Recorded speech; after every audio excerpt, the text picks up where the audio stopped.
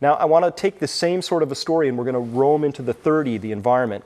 And I want to talk about a similar sort of a story around this. This is one of my favorite pictures.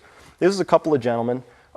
They're sitting on something that they found. And it's recent enough, I guess, that there were pictures available to be taken. So this is late 1800s.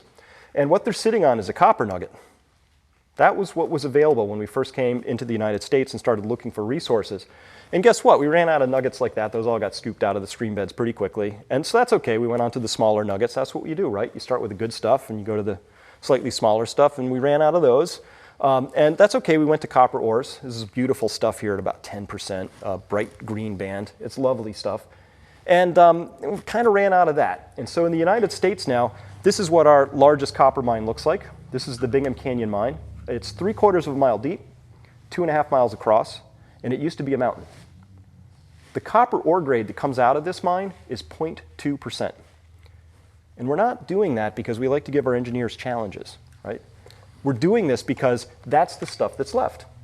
And instead of thinking about 0.2% and how much does that mean we have to pay for copper, I want you to think about the energy required. You know, mentally put on a backpack, load it up with some 0.2% ore and start walking up that hill. Right? Just think about the energy embodied in getting that stuff from the bottom to the top. And once it's up there, you still have to process, crush, leach, refine, smelt 500 pounds of earth to get 1 pound of copper. So this is where we're at after only 150 years of industrialization of our economy.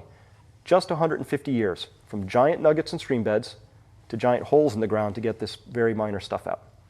So the question becomes, well, what does the next 150 years look like? Again, this requires a huge amount of energy to prosecute. But the story in copper I've told you, we could go to many other things. So here's a list of elements. This says how many years of reserves globally are left in these various elements if we continue to grow their production at 2% a year. Look at the stuff on the left. There's 10 years. 10 years of silver left, maybe.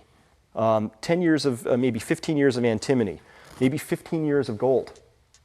That's what we know about. Now, it's possible, maybe there'll be some other huge finds, but what we know about reserves at this point in time, they've been reasonably well mapped, and we can actually look through the windshield of the car we're driving and see the end of certain key minerals. But by the time we're down to the last few decades of materials, we are down to the stuff that represents giant holes with very dilute mineral and ore concentrations. So that's part of the story.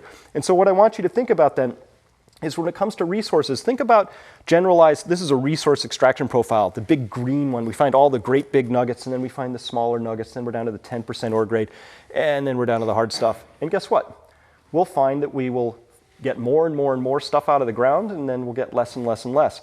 But the thing about that story is not the less and less that's really critical, it's that the amount of energy that's required to get that stuff out of the ground, because it's farther, deeper, more dilute, doesn't go up linearly.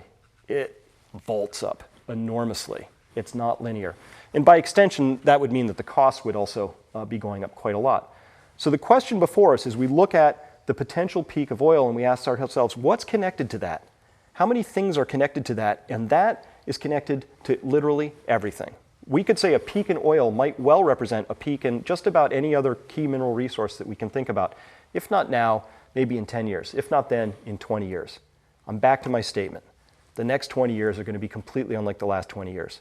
Because now, in this next 20 years, I can reasonably foresee a period where we're going to be asking the question, are we going to be dragging that copper up out of the ground, or are we going to be using that oil for something else? We might have to start making that trade-off. And that's something that we've not had a lot of experience with yet as a culture, or as a society globally.